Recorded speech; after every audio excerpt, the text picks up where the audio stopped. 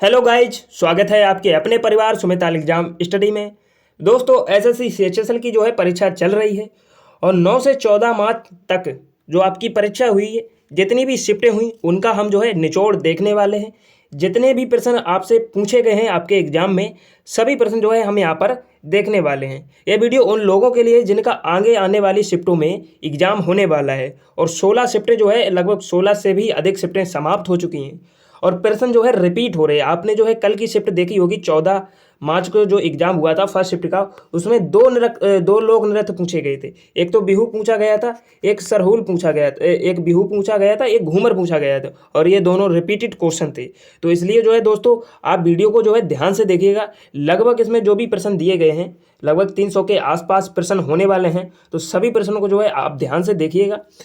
मैं आपको गारंटी देता हूं कि यहाँ से जो है प्रश्न रिपीट हो रहे हैं और आगे आने वाली शिफ्टों में भी पूछे गए जाएंगे। तो चलिए फर्स्ट क्वेश्चन से शुरुआत करते हैं बिना देरी के। और जितने भी लोग जो है वीडियो को देख रहे हैं, तो एक बार सभी लोग साथ मिलकर लाइक कर देंगे। और दोस्तों, जिन लोगों ने जो है अभी तक इस चैनल को सब्सक्राइब नहीं किया है, तो वो लोग सब्सक्राइब कर बेल बटन जरूर प्रेस कर लेंगे, जिससे आपको जो है एसएससी सीएचएसएल की परीक्षा की पल पल की अपडेट मिलती रहे। तो चलिए फर्स्ट क्वेश्चन से स्टार्ट करते हैं। पहला क्वेश्चन जो आपके एग्जाम में पूछा गया था, देखिए हम जो लोग चलेंगे तो हम जो है 9 से तारीख से लेकर 14 तारीख तक चलेंगे, जितनी भी आपके एग्जाम के क्वेश्चन मुझे मिले हैं। तो पहला क्वेश्चन जो पूछा गया था कि 5th खेलो India youth games Madhya Pradesh के कितने शहरों में आयोजित हुआ है। तो इस क्वेश्चन का जो सही आंसर था, 8 शहरों में जो है आयोजित हुआ था और इसका 5वां संस्करण था, जो 30 जनवरी से 11 फरवरी तक आयोजित हुआ था। ठीक है, याद रखिएगा। अगला क्वेश्चन आया था कि कौन से राज्य के मुख्यमंत्री ने महिला फुटबॉल खेल के लिए कार्यक्रम शुरू किया। ये सभी क्वेश्चन दोस्तों रियल हैं जो आपके एग्जाम में पूछे गए हैं। तो किस राज्य सरकार ने शुरू किया है, तो उड़ीसा राज्य ने शुरू किया है। और उड़ीसा राज्य के जो मुख्यमंत्री हैं नवीन पटनायक हैं। और खेल की जो थीम थी, यानी कि जो स्कीम जो चलाई है महिला फुटबॉल खेल, इसकी जो थीम थी वो फुटबॉल फॉर ऑल। लगभग 2000 स्कूलों में 43,000 फुटबॉल बांटे जाएंगे इस स्कीम के अंतर्गत। अगला क्वेश्चन आया था दोस्तों कि न्यूट्रॉन की खोज किसने की है। तो न्यूट्रॉन की खोज जो है जेम्स चैडविक ने की है। ठीक है, याद रखिएगा। और इलेक्ट्रॉन की खोज अगर आपसे पूछ ले तो जे थॉमसन ने की है। ठीक है, याद रखिएगा। अगला क्वेश्चन जो आपसे पूछा गया था, 2023 में महिला विश्व कप का आयोजन कहाँ होगा और किसके बीच होगा। तो महिला विश्व कप का आयोजन जो है ऑस्ट्रेलिया के अंतर्गत होगा और ऑस्ट्रेलिया और न्यूजीलैंड के बीच होने वाला है। नेक्स्ट क्वेश्चन है कि मोढेरा सोलर गांव किस राज्य में स्थित है। तो मोढेरा सोलर गांव जो है किस राज्य में स्थित है, तो गुजरात राज्य में स्थित है। ठीक है, याद रखिएगा। अगला क्वेश्चन पूछा गया था, शेर ए बिहार के नाम से किसे जाना जाता है। ये क्वेश्चन जो है दोस्तों 2 बार आ चुका है, इसलिए आप जो है इस पर स्टार लगा लीजिएगा, क्योंकि ये क्वेश्चन अगली बार भी पूछा जा सकता है, बहुत अधिक संभावना है। तो शेर ए बिहार किसे कहा जाता है, तो राम लगन सिंह को जो है यादव को शेर ए बिहार के नाम से जाना जाता है। अगला क्वेश्चन है कि राष्ट्रपति शासन किस अनुच्छेद के तहत लगाया जाता है। तो राष्ट्रपति शासन जो है दोस्तों, ये काफ़ी बार मतलब पिछले भी जो एग्जाम हुए थे उसमें कई बार रिपीट हुआ था और इस बार भी जो है ये रिपीट हो रहा है। इस पर भी जो है आप स्टार लगा लेंगे। तो सही आंसर इसका जो हो जाएगा आपका 352। राष्ट्रपति शासन जो है 352 के अंतर्गत लगाया जाता है। और अगर मतलब किस आधार पर लगाया जाता है, तो ये 356 और 365 अनुच्छेद के आधार पर लगाया जा रहा है। दोस्तों, वीडियो अगर आपको पसंद आ रही तो इसे लाइक ज़रूर कर दीजिएगा, क्योंकि इस प्रकार की वीडियो बनाने के लिए बहुत ही एफर्ट लगता है, क्योंकि रियल पर्सन ऐसे ही नहीं मिल जाते हैं, बहुत मेहनत से मिलते हैं दोस्तों। अगला क्वेश्चन है कि भारत की कर्क रेखा कितने राज्यों से गुजरती है। तो भारत की कर्क रेखा 8 राज्यों से गुजरती है। अगला क्वेश्चन पूछा गया था दोस्तों कि लगातार 6ठी बार स्वच्छता का पुरस्कार किस राज्य को मिला है। तो लगातार जो है 6ठी बार स्वच्छता का पुरस्कार इंदौर राज्य को मिला है, यानी कि हमेशा से जो स्वच्छता का पुरस्कार जो है इंदौर राज्य को ही मिला है दोस्तों। अगर अगली शिफ्ट में भी क्वेश्चन पूछा जाए कि मतलब किसे स्वच्छता का पुरस्कार मिला है, तो इंदौर राज्य ही लगाएंगे, चाहे उसमें 6ठी बार हो या अन्यथा ना हो। ठीक है, याद रखिएगा। अगला क्वेश्चन पूछा गया था कि हाई कोर्ट किस अनुच्छेद के तहत रेट जारी करता है। ये एसएससी का फेवरेट क्वेश्चन है दोस्तों। एसएससी सीजीएल का मैंने आपको जो है एनालाइज करवाया था, उसमें भी ये क्वेश्चन पूछा गया था और इसमें भी जो है सीएचएसएल में भी ये क्वेश्चन पूछा गया था ये थर्ड शिफ्ट में पूछा गया था ये क्वेश्चन। तो हाई कोर्ट जो है किस अनुच्छेद के तहत रिट जारी करता है? तो अनुच्छेद 226 के अंतर्गत जो है रिट जारी करता है। अगला क्वेश्चन पूछा गया था कि पल्लव वंश की राजधानी कहाँ थी? तो पल्लव वंश की जो राजधानी है वो कांचीपुरम थी, ठीक है, याद रखिएगा। अगला क्वेश्चन पूछा गया था आपसे कि कबड्डी लीग का 8वां फाइनल संस्करण किसके बीच हुआ? तो कबड्डी जो है 8वां फाइनल संस्करण दबंग दिल्ली और पटना पायरेट्स के बीच हुआ था, ठीक है, याद रखिएगा, जिसमें दबंग दिल्ली जो है विजयी हुआ था। और ये दोस्तों 2022 के अंतर्गत हुआ था। अगर आपसे पूछ ले कि कबड्डी लीग का 9वां संस्करण जो है कब आयोजित होगा, तो 2023 आप जो है आंसर लगाएंगे, ठीक है, याद रखिएगा, क्योंकि 8वां संस्करण जो है 2022 में हुआ था। अगला क्वेश्चन पूछा गया था कि आराम बाग का निर्माण बाबर ने किस शहर में कराया था? तो आराम बाग का निर्माण जो है बाबर ने आगरा के उत्तर प्रदेश राज्य में करवाया था, आगरा शहर में करवाया था, और आगरा शहर जो है उत्तर प्रदेश राज्य के अंतर्गत आता है। अगला क्वेश्चन पूछा गया था कि प्लासी का युद्ध कब हुआ था? तो प्लासी का युद्ध जो है 1857 ईस्वी में 1757, यहाँ दोस्तों गलत टाइप हो गया है, 1757 ईस्वी में हुआ था दोस्तों। और अंग्रेजों की तरफ से जो है रॉबर्ट क्लाइव ने जो है अंग्रेजों का नेतृत्व किया था, ठीक है, युद्ध में। अगला क्वेश्चन है दोस्तों, ये क्वेश्चन जो है 2 बार आ चुका है दोस्तों, ये 13 तारीख को भी आया था दोस्तों, और जो 9 मार्च को एग्जाम हुआ था सेकेंड शिफ्ट का, उसमें भी ये क्वेश्चन आया था कि जो है प्लासी का युद्ध जो हुआ था अंग्रेजों की तरफ से नेतृत्व किसने किया था? तो रॉबर्ट क्लाइव ने किया था, जो कि बंगाल का प्रथम गवर्नर था, ठीक है, ये भी आपको याद रखना है। अगला क्वेश्चन पूछा गया था कि हाल ही में किस टेनिस खिलाड़ी ने संन्यास की घोषणा की है? तो हाल ही में किस टेनिस खिलाड़ी ने संन्यास ले लिया या घोषणा की है?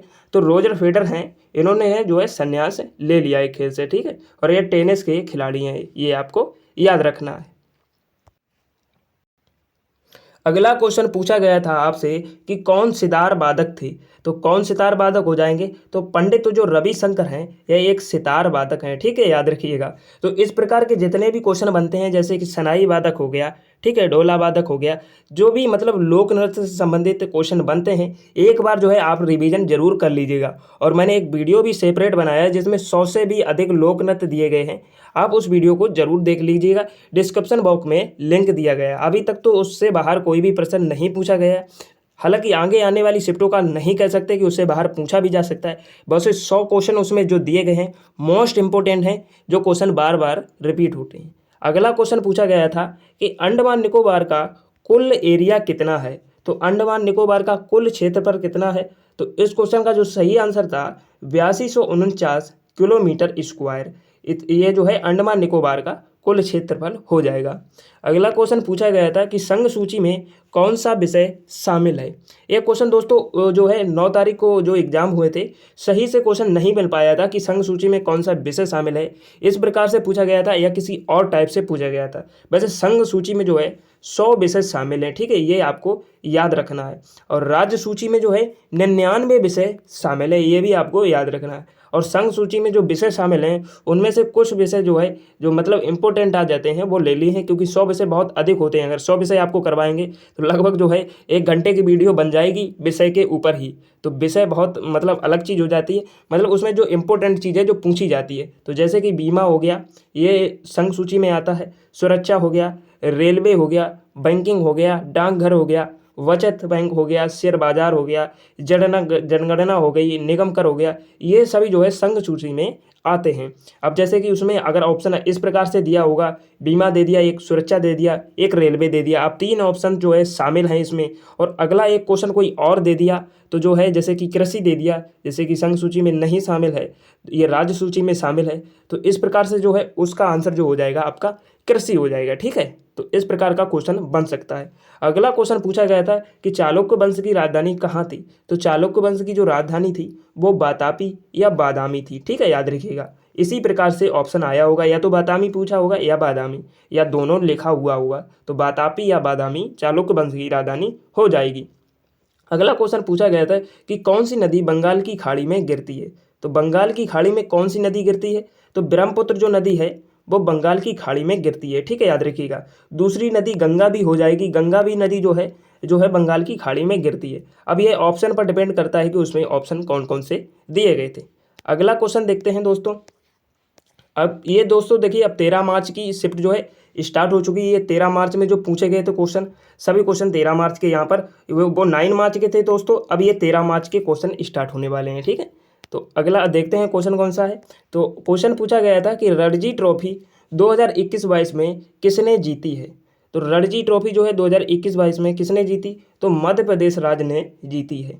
और सबसे अधिक रन जो बनाने वाले थे रणजी ट्रॉफी में, वो सरफराज खान थे, जो कि 982 रनों बनाए थे। और रणजी ट्रॉफी में जो मतलब जहां आयोजन हुआ था, मुंबई में आयोजन हुआ था, ठीक है, याद रखिएगा। अगला क्वेश्चन पूछा गया था कि सोडियम की परमाणु संख्या कितनी है। तो सोडियम की जो परमाणु संख्या हो जाएगी वो आपकी 23 मोल हो जाएगी। और अगर इलेक्ट्रॉन संख्या पूछे तो 11 मोल हो जाएगी। देखिए, परमाणु संख्या उसकी द्रव्यमान संख्या होती है और इलेक्ट्रॉन संख्या उसकी प्रोटॉन संख्या होती है, ठीक है, याद रखिएगा, कन्फ्यूज मत होइएगा। परमाणु संख्या जो है हम इसको हिंदी में द्रव्यमान संख्या बोलते हैं, ठीक है, याद रखिएगा। तो द्रव्यमान संख्या इसकी 23 हो जाएगी। और अगर इसका जो प्रोटॉन संख्या या इलेक्ट्रॉन संख्या पूछे तो 11 हो जाएगी। अब देखिए, जो इलेक्ट्रॉन संख्या होती है उसका दुगना ही परमाणु संख्या यानी द्रव्यमान संख्या होती है। तो अगर इसका दुगना कर देंगे तो 22 मोल हो जाएगा, और प्लस एक और जो देंगे तो 23 मोल हो जाएगा। इसी प्रकार से अगर आप किसी और की भी निकालना चाहेंगे तो निकाल सकते हैं। जैसे कि कार्बन की पूछ ले तो कार्बन का इलेक्ट्रॉनिक संख्या 6 है, और इसकी द्रव्यमान संख्या अगर पूछ लिया जाए तो 6 दूनी 12 हो जाएगी, ठीक है। अब जैसे कि हाइड्रोजन की इलेक्ट्रॉन संख्या 1 है और इसका द्रव्यमान संख्या 1.008 है। इसका मतलब दुगना नहीं है, मतलब दुगने के बराबर ही वैसे होता है। मैंने कुछ क्वेश्चन और भी ले लिए हैं, जैसे कि लिथियम का इलेक्ट्रॉन संख्या पूछ ले तो 3 है, नियोन की पूछ ले तो 10 है, ऑक्सीजन की पूछ ले 8 है। इसी प्रकार से और भी तत्व हैं, जैसे कि पोटेशियम हो गया। आप कमेंट बॉक्स में बताइए कि पोटेशियम का द्रव्यमान संख्या कितनी है। जो भी क्वेश्चन बन रहे हैं वही क्वेश्चन आपके लिए लिए गए हैं। अगला क्वेश्चन पूछा गया था दोस्तों कि रजिया सुल्तान की मृत्यु कब हुई थी।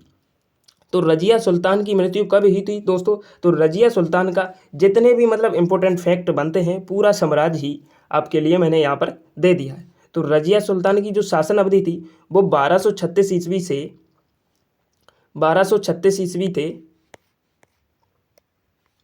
1236 ईस्वी से 1240 ईस्वी तक रहा था। और राज अभिषेक जो मतलब जो अभिषेक हुआ था इसका 10 नवंबर 1236 ईस्वी को राज अभिषेक हुआ था दोस्तों।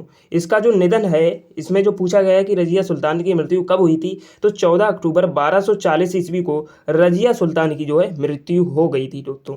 और अगर इसके जन्म की बात की जाए तो रजिया सुल्तान का जन्म 1205 ईस्वी में हुआ था और इनके पिता का नाम इल्तुतमिश था। ये भी आपको इम्पोर्टेंट जानकारी याद रखनी है। हो सकता है यहीं से अगला क्वेश्चन भी बन जाए। अगला क्वेश्चन दोस्तों था 2014 में भारत रत्न किसे मिला। तो 2014 में जो भारत रत्न मिला है वो सचिन तेंदुलकर को मिला, जो कि 2014 के अंतर्गत भारत रत्न मिला था। सबसे कम उम्र के व्यक्ति थे सचिन तेंदुलकर, ठीक है, याद रखिएगा। अगला क्वेश्चन पूछा गया था कि राष्ट्रमंडल खेल 2022 कहाँ आयोजित हुए हैं। तो राष्ट्रमंडल खेल जो 2022 है वो बर्मिंघम, यहाँ पर गलत टाइपिंग हो गया दोस्तों, बर्मिंघम इंग्लैंड के अंतर्गत जो है हुए थे दोस्तों। अब देखिए, राष्ट्रमंडल खेल यानी कॉमनवेल्थ गेम से लगभग हर शिफ्ट में 2 से 3 क्वेश्चन दोस्तों बन रहे हैं। जो 14 मार्च का एग्जाम हुआ उसमें टोक्यो ओलंपिक से 3 क्वेश्चन दोस्तों पूछे गए थे। अभी दिखाएंगे आपको, नीचे आने वाले हैं क्वेश्चन कि कौन कौन से क्वेश्चन पूछे गए थे। तो 14 मार्च को जो है 3 क्वेश्चन पूछे गए थे, इसलिए जो है आपको खेल खिलाड़ी एक बार जरूर रिवीजन करके जाना है, ठीक है। अगला क्वेश्चन देखते हैं। अगला क्वेश्चन पूछा गया था कि कौन सा जल डमरू मध्य आर्कटिक महासागर और प्रशांत महासागर को जोड़ता है। तो इस क्वेश्चन का जो सही आंसर हो जाएगा बेरिंग जल डमरू मध्य। तो बेरिंग जो जल डमरू मध्य है ये जो है आर्कटिक महासागर और प्रशांत महासागर को जोड़ता है। अगला अगर आपसे पूछ लिया जाए कि सुंडा जल डमरू मध्य है ये किसको किसको जोड़ता है, तो यह जावा सागर और हिंद महासागर को जोड़ता है। किनको, जावा सागर और हिंद महासागर को जोड़ता है।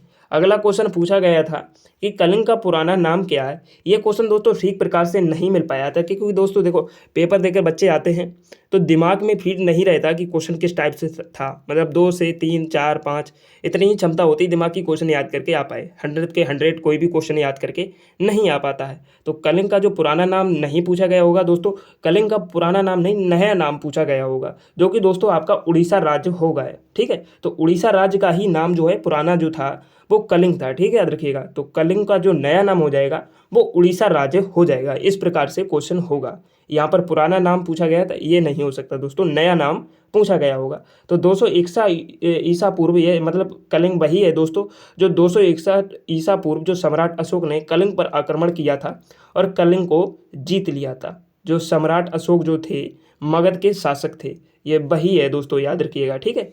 अगला क्वेश्चन दोस्तों पूछा गया था 1885 ईस्वी में कांग्रेस के अधिवेशन में कितने लोगों ने भाग लिया था। तो 1885 ईस्वी में जो कांग्रेस का अधिवेशन हुआ था उसमें 72 लोगों ने जो है 72 लोगों ने भाग लिया था। और ये अधिवेशन 28 दिसंबर 1885 ईस्वी को मुंबई में हुआ था, ये भी आपको याद रखना है। और एग्जैक्ट अगर जगह की बात की जाए तो गोकुलदास संस्कृत महाविद्यालय में आयोजित हुआ था। अगर यहाँ से कोई भी प्रश्न बनता है तो आपसे गलत नहीं होने वाला है। अगला क्वेश्चन दोस्तों पूछा गया था कि तैरती हुई झील कौन सी है। तो तैरती हुई झील आपकी मणिपुर राज्य में लोकटक झील हो जाएगी, जो कि एक तैरती हुई झील है, ये भी आपको याद रखना है। अगला क्वेश्चन देखते हैं कि दिल्ली में हुमायूं का मकबरा किसके द्वारा बनवाया गया था। तो दिल्ली में जो हुमायूं का मकबरा था ये तो हुमायूं के द्वारा ही बनवाया गया था। लेकिन दोस्तों यहाँ पर जो है वास्तुकार पूछा गया था कि दिल्ली में जो हुमायूं का मकबरा किसने बनाया था, यानी कि बनाने वाले वास्तुकार उससे कहते हैं जो मिस्त्री होता है, मतलब किस मिस्त्री ने बनाया था। तो उस मिस्त्री का नाम हो जाएगा आपका सिरक मिर्जा घियास, ये वास्तुकार थे, ठीक है, हुमायूं के मकबरे के। अगला क्वेश्चन पूछा गया था कि एन एरा ऑफ डार्कनेस पुस्तक के लेखक कौन है। तो एन एरा ऑफ डार्कनेस के पुस्तक के लेखक जो हो जाएंगे आपके शशि थरूर हो जाएंगे। शशि थरूर ने यह पुस्तक लिखी थी, ठीक है, याद रखिएगा। अगला क्वेश्चन पूछा गया था कि सीएजी किस अनुच्छेद के अंतर्गत आता है, यानी कि कैग जो है किस अनुच्छेद के अंतर्गत आता है। तो कैग जो दोस्तों आता है वो अनुच्छेद 148 151 यह सीएजी से ही संबंधित, यानी कैग से संबंधित है। अगर अनुच्छेद की बात की जाए जैसे कि 148 है तो कैग की नियुक्ति के बारे में, यानी सीएजी की नियुक्ति, और अनुच्छेद 149 है तो सीएजी के कार्यों से संबंधित है। और अनुच्छेद जो 151 है ये केंद्र सरकार को रिपोर्ट देता है, जैसे कि मतलब जो कार्य हुए हैं उनकी जो रिपोर्ट तैयार होती है कि इतना लेखा जोखा हुआ है, उस रिपोर्ट को तैयार कर केंद्र सरकार को देता है अनुच्छेद 151 के अंतर्गत, ठीक है, याद रखिएगा। अगला क्वेश्चन पूछा गया था कि बिसौरड जो मिसाइल है ये किसने लॉन्च की है। तो ये किसने लॉन्च की, देखिए भारत में केवल एक ही कंपनी है जो कि मिसाइलें लॉन्च करती है, उसका नाम है DRDO। 80% दोस्तों जो मैं बता रहा हूँ 80% संभावना रहती है कि DRDO ही आंसर होने वाला है। कोई भी मिसाइल पूछी जाए या कोई भी नई चीज़ उत्पन्न की है, जैसे कि नई चीज़ लॉन्च की है, तो DRDO आंसर आप जो है आंख मींच कर लगाइएगा। 80% संभावना रहती है, बाकी 20% चांस नहीं रहता है। तो इस क्वेश्चन का जो राइट आंसर आपका हो जाएगा वो हो जाएगा DRDO, ठीक है, याद रखिएगा। अगला क्वेश्चन पूछा गया था दोस्तों कि अंतर्राष्ट्रीय महिला दिवस कब मनाया जाता है। तो अंतर्राष्ट्रीय महिला दिवस जो मनाया जाता है वो आपका 8 मार्च को मनाया जाता है। और अंतर्राष्ट्रीय महिला दिवस पहली बार 1975 ईस्वी में मनाया गया था, ये भी आपको याद रखना है दोस्तों। और 22 मार्च को जो है दोस्तों कौन सा दिवस मनाते हैं ये हमें कमेंट बॉक्स में बताइएगा। इजी क्वेश्चन है दोस्तों, 22 मार्च को कौन सा दिवस मनाते हैं। अगला क्वेश्चन पूछा गया दोस्तों कि अक्टूबर 2022 में प्रधानमंत्री नरेंद्र मोदी ने किस कॉरिडोर का उद्घाटन किया। तो अक्टूबर 2022 में प्रधानमंत्री ने जो है महाकालेश्वर मंदिर कॉरिडोर का उद्घाटन किया है, ये आपको याद रखना है। दोस्तों जितने भी लोग वीडियो देख रहे हैं एक बार सभी लोग मिलकर लाइक ज़रूर कर देंगे, और अभी तक आपने इस वीडियो को अपने दोस्तों के साथ शेयर नहीं किया है तो उसे एक बार शेयर भी कर देंगे, ठीक है, मेरे लिए। अगला क्वेश्चन पूछा गया था दोस्तों कि 4th यूथ गेम कहाँ आयोजित हुए, मतलब चौथे यूथ गेम्स कहाँ आयोजित हुए। तो ये दोस्तों भारत के अंतर्गत जो है आयोजित हुए। और भारत के किन किन राज्यों में आयोजित हुए, तो हरियाणा में हुए, अंबाला में हुए, चंडीगढ़ में हुए, दिल्ली में हुए, और एक और राज्य आता है पंचकुला में भी आयोजित हुए। यानी कि चौथे जो यूथ गेम्स थे भारत में 5 राज्यों में आयोजित हुए थे। अगर अगला क्वेश्चन कोई पूछ लिया जाए कि चौथे यूथ गेम कहाँ आयोजित हुए, अगर आपको राज्य दे दिए जाएं कि किन राज्य में नहीं आयोजित हुए, तो आप तुरंत आंसर लगा दोगे, आपसे गलत नहीं होने वाला है। अगला जो दोस्तों क्वेश्चन पूछा गया था वो क्वेश्चन पूछा गया था आपसे कि हरिप्रसाद चौरसिया किस वाद्य यंत्र से संबंधित हैं। तो इस क्वेश्चन का जो सही आंसर था आपका बांसुरी वादक। हरिप्रसाद चौरसिया जो है एक बांसुरी वादक थे। अगर अगला क्वेश्चन आपसे पूछा जाए कि अमजद अली खान मतलब किस वाद्य यंत्र से संबंधित हैं? तो सरोद वादक से हो जाएंगे। और दूसरा अगर क्वेश्चन पूछा जाए कि हुसैन अली खान किस वाद्य यंत्र से संबंधित हैं, तो शहनाई वादक हो जाएंगे। यहाँ से दोस्तों क्वेश्चन पूछे जा रहे हैं, इसलिए जो है इस टॉपिक जो है आप एक बार जरूर देख लीजिएगा, ठीक है। अगला क्वेश्चन देखते हैं। अगला क्वेश्चन दोस्तों पूछा गया था कि मराठा साम्राज्य का प्रसिद्ध शासक कौन सा था? तो मराठा साम्राज्य का सबसे प्रसिद्ध शासक या तो शिवाजी हो जाएंगे या तो बाजीराव द्वितीय हो जाएंगे। ये ऑप्शन पर डिपेंड करता है। अगर उसमें ऑप्शन में शिवाजी दिया गया था तो आपका राइट आंसर शिवाजी हो जाएगा। अगर शिवाजी ऑप्शन में नहीं दिया गया था तो बाजीराव द्वितीय आपका आंसर हो जाएगा, ठीक है, याद रखिएगा। अगला क्वेश्चन पूछा गया था कि नवंबर 2022 तक भारत का पहला नागरिक कौन है? तो देखिए नवंबर 2022 तक मतलब नहीं, मतलब 2023, 24, 25 कोई भी सन आ जाए, भारत का प्रथम नागरिक जो है राष्ट्रपति होता है तथा द्वितीय नागरिक जो है उपराष्ट्रपति होता है, और तृतीय नागरिक की बात की जाए तो प्रधानमंत्री होता है। ये आपको जानकारी याद रखनी है। तो भारत के जो राष्ट्रपति हैं वो इस वक्त द्रौपदी मुर्मू हैं, तो यानी कि भारत का पहला नागरिक द्रौपदी मुर्मू हो जाएंगे। अगर द्वितीय नागरिक की बात की जाए तो उपराष्ट्रपति इस बार जो है जगदीश धनखड़ हैं, तो द्वितीय जो है नागरिक हो जाएंगे। और तृतीय नागरिक प्रधानमंत्री हैं। तो इस क्वेश्चन का तो आंसर शायद सभी को पता ही होगा, ऐसा कोई भी बच्चा नहीं होगा, स्टूडेंट एस्पिरेंट नहीं होगा जिसको जो है प्रधानमंत्री ना पता हो, ठीक है।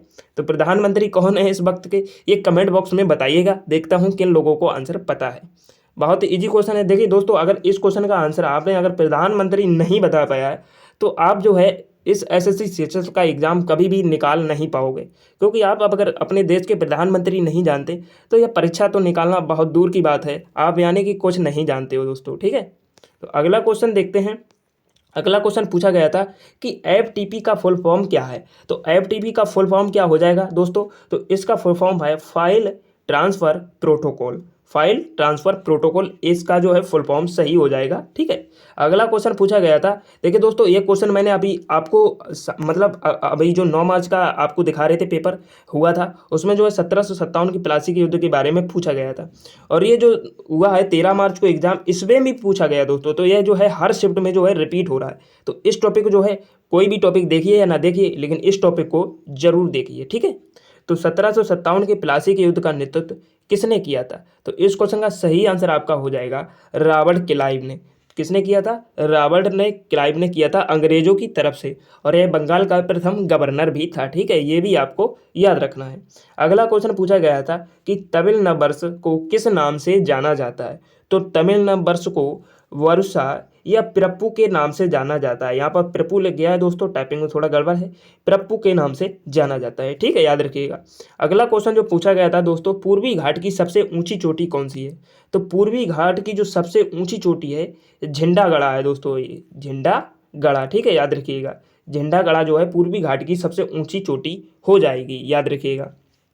अगला क्वेश्चन पूछा गया था दोस्तों कि जतिन गोस्वामी किस नृत्य से संबंधित है? तो जतिन गोस्वामी है, ये सत्रिया नृत्य से संबंधित हैं, और जो कि असम राज्य में मनाया जाता है। असम के और भी लोक नृत्य हैं, जैसे कि दोस्तों एक तो हो गया अंकिया नाट हो गया, ठीक है दोस्तों, बगुरुंबा हो गया, ये सभी जो है असम राज्य के ही लोक नृत्य हैं। खेल गोपाल हो गया, काली गोपाल हो गया, ठीक है, और भी लोक नृत्य दोस्तों असम के। तो ये जो इम्पोर्टेंट लोक नृत्य हैं ये काफ़ी बार पूछे जाते हैं, तो इन लोक नृत्यों को जो है आपको याद रखना है, ठीक है। अगला क्वेश्चन देखते हैं।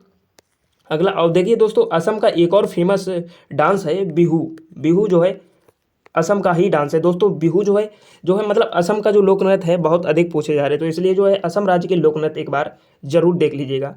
अगला क्वेश्चन दोस्तों जो पूछा गया था कि सिंधु की सहायक नदी कौन सी है? तो सिंधु की सहायक नदी कौन सी है? देखिए ये तो ऑप्शन पर डिपेंड करता है उसमें क्या क्या दिया गया था। वैसे सिंधु की जो सहायक नदी है वो यहाँ पर मैंने ले ली है। तो सिंधु की सहायक नदी कौन कौन सी हो जाएंगी? एक तो झेलम हो गया दोस्तों, ब्यास होगी, सतलज होगी, चिनाब होगी और रावी होगी। ये पांचों नदियाँ जो हैं दोस्तों ये सिंधु की सहायक नदियाँ कहलाती हैं, ठीक है, याद रखिएगा। अगला क्वेश्चन पूछा गया था कि 1651 ईस्वी में अंग्रेजों ने कंपनी के किस राज्य में स्थापित की थी? तो 1651 ईस्वी में अंग्रेजों ने बंगाल राज्य में जो है अपनी कंपनी स्थापित की थी। ठीक है, याद रखिएगा। अगला क्वेश्चन है दोस्तों कि दूध का पीएच मान कितना होता है? तो दूध के पीएच की मान की बात की जाए तो पीएच मान 6 होता है, और पीएच मान दोस्तों 1 से स्टार्ट होता है और 14 तक जाता है। जिसका पीएच मान दोस्तों 7 होता है वो उदासीन हो जाता है। ठीक है, याद रखिएगा। अगर 7 से कम होता है तो वो अम्लीय हो जाता है, और 7 से अधिक होता है तो वो क्षारीय हो जाता है। ये भी आपको इंपॉर्टेंट जानकारी याद रखनी है।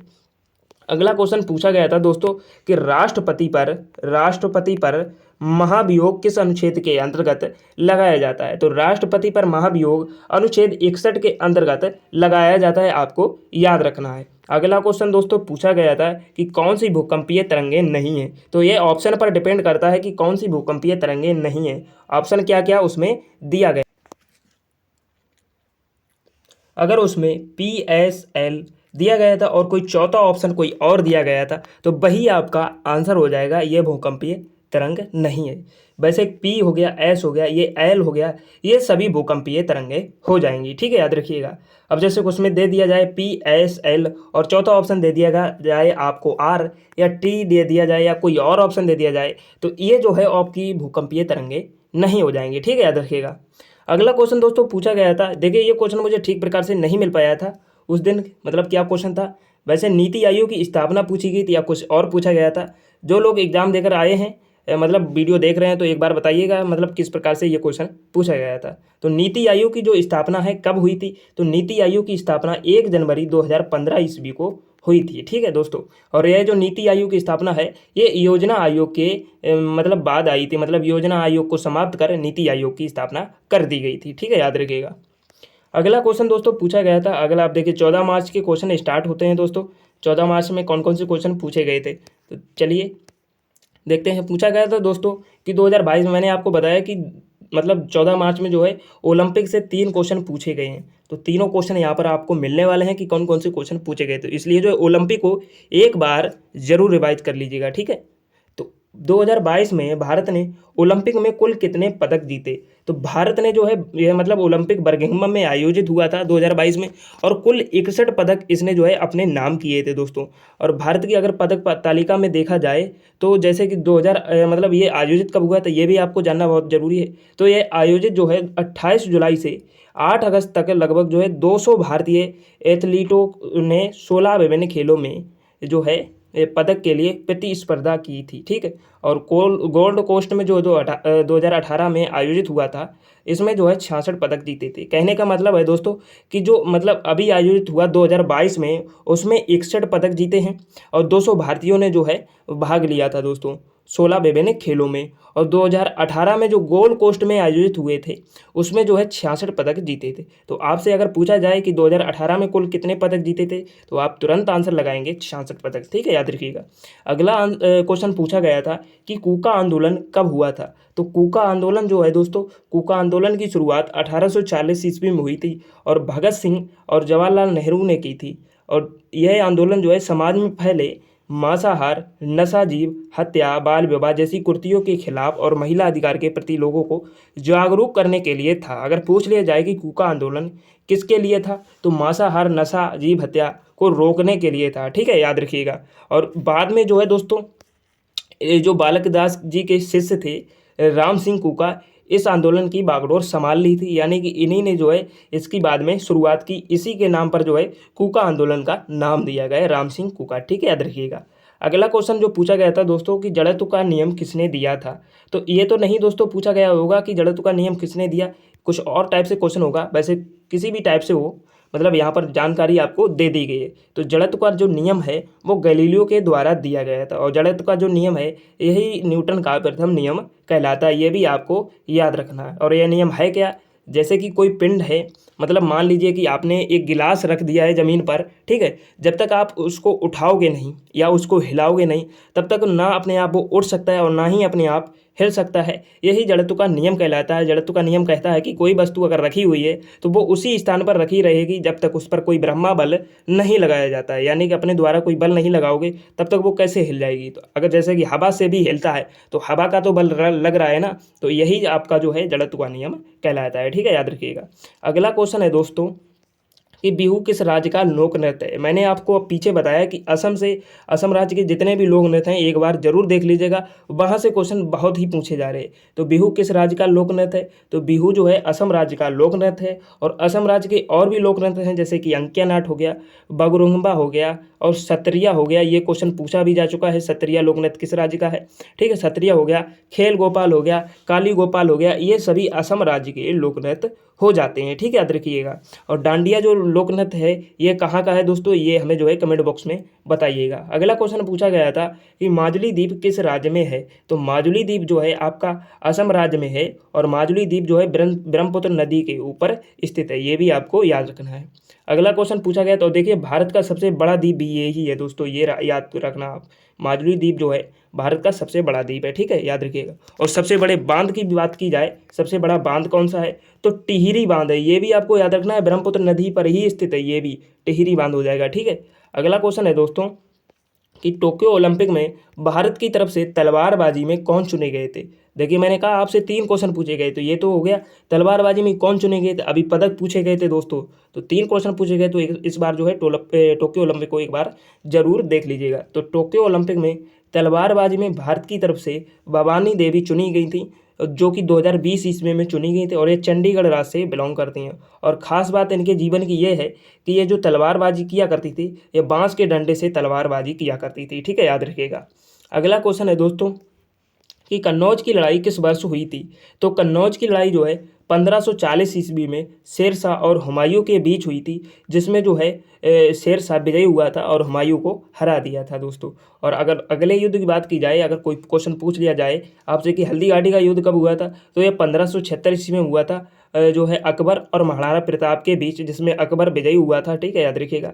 अगला क्वेश्चन अगर पूछा जाए पानीपत की दूसरी लड़ाई कब हुई थी, तो 1556 ईस्वी में हुई थी बाबर के बीच। ठीक है, ये भी आपको याद रखना है। और ये क्वेश्चन काफ़ी बार पूछा गया है 1757 वाला कि प्लासी का युद्ध कब हुआ था, तो 1757 ईस्वी में हुआ था अंग्रेजों के विरुद्ध। ठीक है, और अगला क्वेश्चन है दोस्तों ये पूछा गया था कि घाघरा का युद्ध जो है कब हुआ था, तो घाघरा का युद्ध जो है 1529 ईस्वी में हुआ था, ये भी बाबर के बीच ही हुआ था।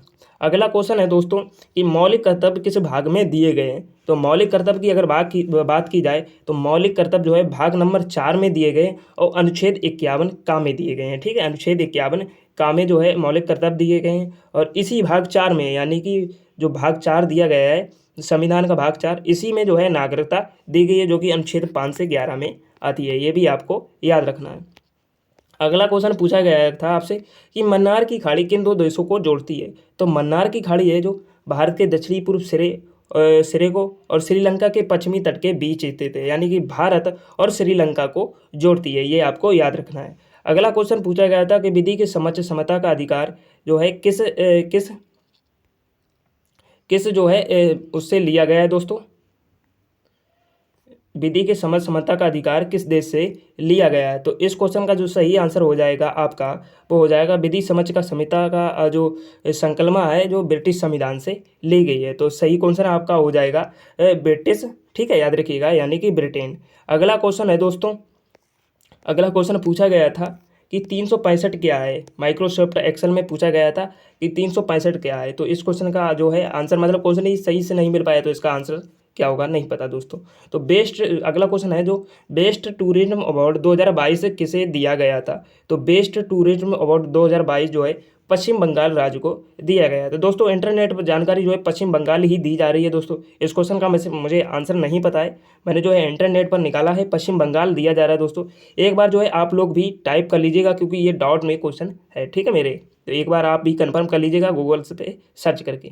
अगला क्वेश्चन दोस्तों पूछा गया था, यहीं पर हमारी वीडियो समाप्त होती है दोस्तों, यहीं पर वीडियो समाप्त होती है।